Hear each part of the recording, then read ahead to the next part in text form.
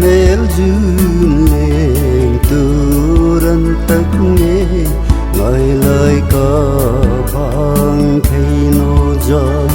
mul ilim ni khăn ô chúng sơ thả hung anh đi sắc mel tông lưu din chúng sơ thả hung anh đi sắc mel tông lưu din đón tâm lung lẫm cân vơi một cơn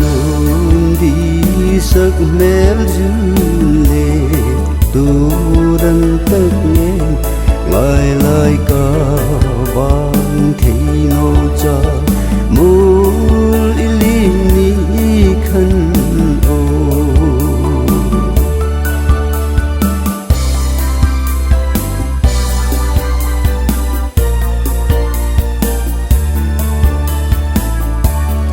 mul sập quỷ ni đăng tu con lắm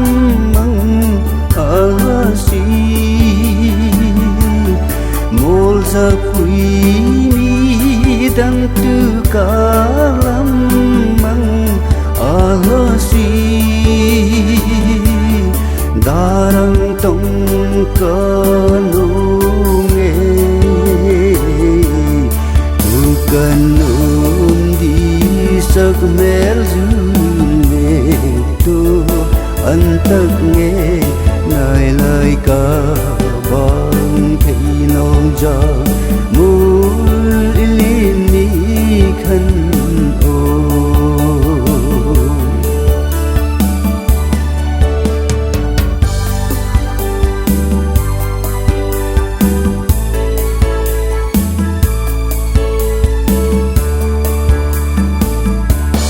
thèm nó bị thư ấy tim lệ đắng tô na mangai Cheno bi thư ấy tim leng đắng tô na mangai hil rengin